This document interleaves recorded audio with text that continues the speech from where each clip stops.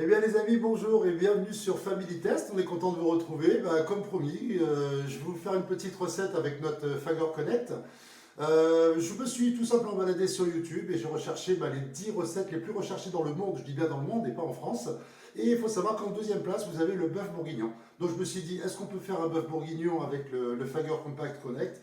Le plus simple est d'essayer. Donc j'ai pris la recette sur Cookéo, donc je vous donnerai le lien en description. C'est un site qui est plutôt dédié au Thermomix, mais qu'on peut facilement adapter. Donc pour cette recette, tout simplement, on va avoir besoin de bœuf. Alors attention, le bœuf, on l'a mariné, on a pris du paleron, c'est ce qu'il y a de mieux. Maintenant, il faut savoir que on peut aussi faire avec une viande plutôt grasse, puisque c'est une viande qui va mijoter, qui a besoin de beaucoup de gras pour éviter justement qu'elle durcisse.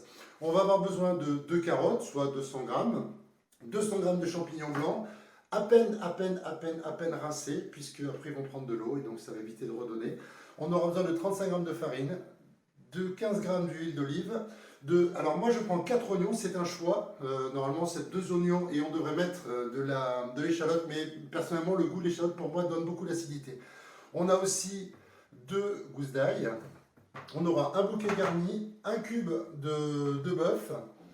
On aura 5 carreaux de chocolat, ça c'est mon petit truc en plus pour rendre une sauce un petit peu plus onctueuse, du sel, du poivre, et le reste de toute façon je vous laisse le dérouler et la recette en descriptif. Donc on va ouvrir notre Fagor Connect. Il faut savoir qu'aussi, moi personnellement je vais utiliser le petit panier pour éviter que la viande elle explose, mais on peut aussi utiliser le fouet. Donc ça c'est une question de pratique. Il est là le fouet. Donc je vais l'utiliser au départ pour bien faire revenir la viande au fond du bol. Et une fois que c'est fait, je vais le mettre dans le panier. Ce qui est à mon sens plus logique. Donc tout simplement, on va commencer par donc, lancer notre logiciel. Donc on va bien évidemment la veille, comme je vous ai dit, pendant 24 heures, on va mettre 350 g de vin rouge, 650 pour 4 personnes ou 800 g de bœuf à mariner, filmé au frigo toute la nuit si possible, 12 heures étant vraiment mieux. Ensuite, on va commencer notre recette tout simplement par mettre déjà 2 oignons coupés en 4 au fond de notre cuve.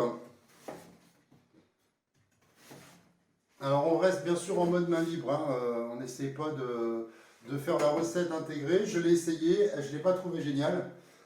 Et on met nos 2 gousses d'ail. On va refermer notre couvercle. On laisse le bouchon doseur pour éviter qu'il y ait des projections. Et là on va mettre pendant 5 secondes, 10 secondes c'est pas gênant non plus, voilà, il se passera rien de spécial, et vitesse 7.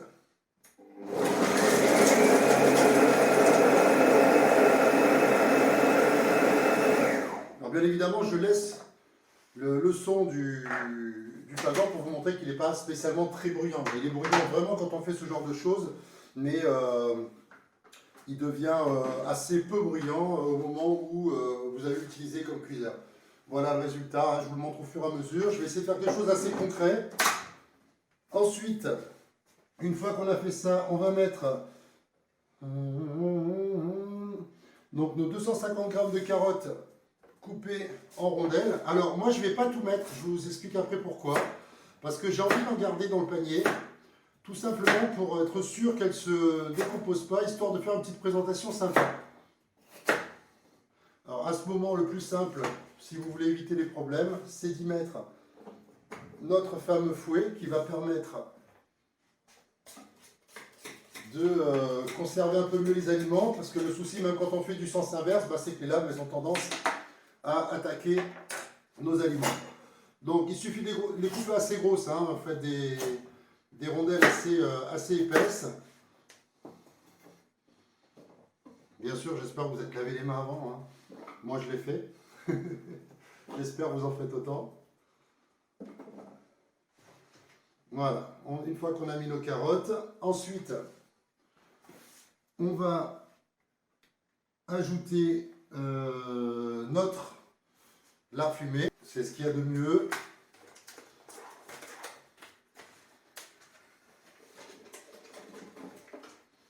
Alors moi je ne vais pas fumer parce que je veux garder le goût de la viande. Ensuite, on mettra notre huile d'olive.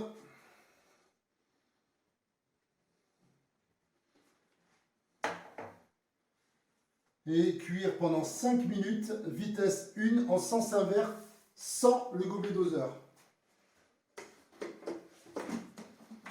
Donc là, on reprend ici. Donc on va remettre à 0 pour pouvoir mettre le sens inverse. Donc on est obligé de faire stop. Ça c'est un truc, un coup à prendre, hein. Donc on va mettre surtout nos 5 minutes déjà. Donc 5 minutes. Alors désolé, je suis à l'envers, c'est pas évident. On va mettre à sens inverse, vitesse 1. Et je crois que ça doit être 100 degrés si je dis pas de bêtises.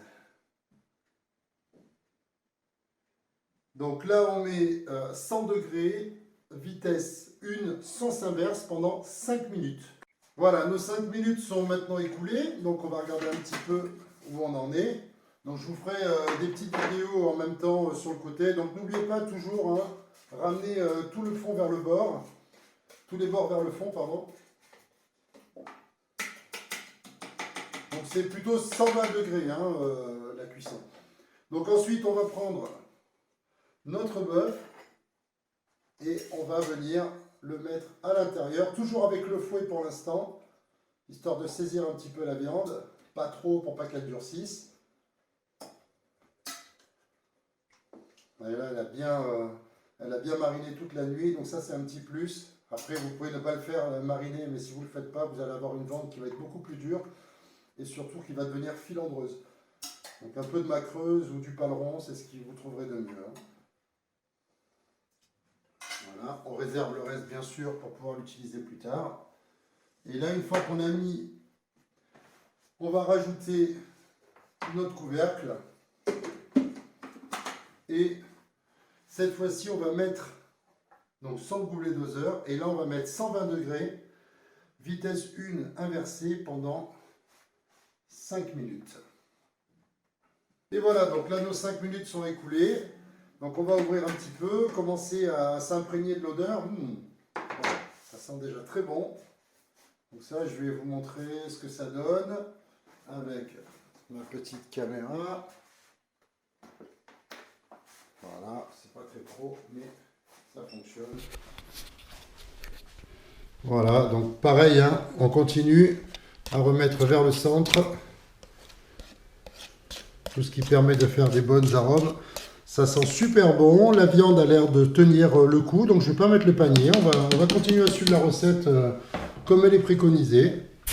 Et on va suivre la recette pour l'instant. Donc là, on va rajouter maintenant 35 g de farine. Voilà. On va mettre notre bouquet garni.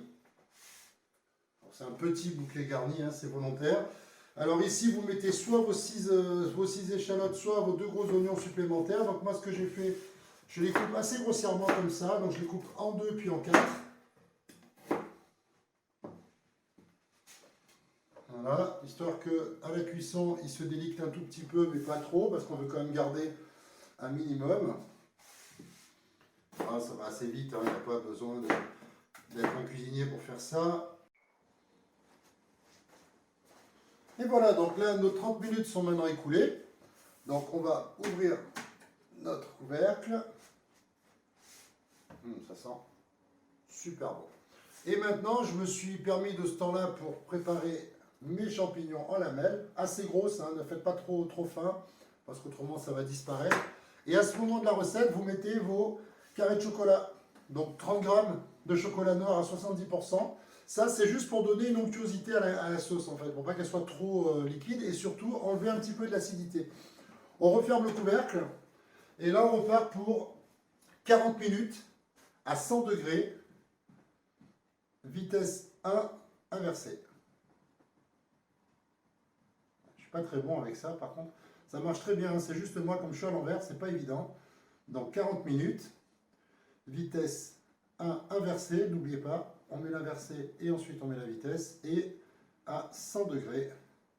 Et c'est parti pour 40 minutes. Et on se retrouve après pour la dégustation, faire une petite présentation sympa, et on déguste. On est donc à la fin de cette recette, il ne nous reste plus que 3 secondes, le petit bip bip qui nous prévient. Donc on va aller faire une petite présentation sympa. Bien sûr j'ai fait les pommes de terre vapeur parce qu'à mon sens c'est ce qui va le mieux, mais vous pouvez très bien y mettre des pâtes ou du riz, il n'y a aucun souci avec ça. Les pommes de terre vapeur ont un petit avantage, c'est qu'elles vont boire votre sauce, comme il y a quand même pas mal de sauce. Donc je fais une petite présentation et puis on va déguster ça. A tout de suite. Et voilà notre résultat, donc des petites pommes de terre vapeur bien sûr, et voilà, vous voyez, comme on voit, les morceaux de viande sont bien respectés, c'est pas du tout embouilli, les carottes sont entières, donc on va goûter.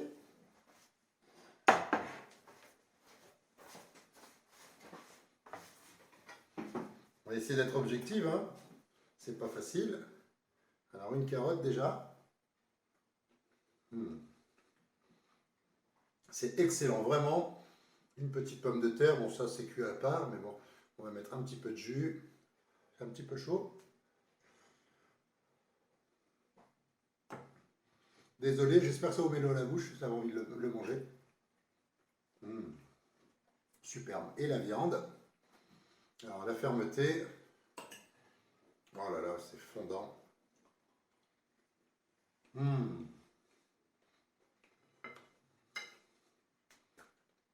Génial. Bah écoutez, moi je vous dis, voilà, suivez la recette telle que je l'ai faite, je vous garantis que c'est très très bon. Si vous n'avez pas pris la même viande que moi, peut-être elle sera un peu plus ferme, auquel cas vous laisserez 10 minutes de plus à cuire. Mais cette recette est vraiment très bonne. Donc je vous remercie beaucoup d'avoir suivi cette vidéo, elle est maintenant terminée. Si possible, abonnez-vous, un petit pouce bleu, ça nous fait plaisir pour continuer.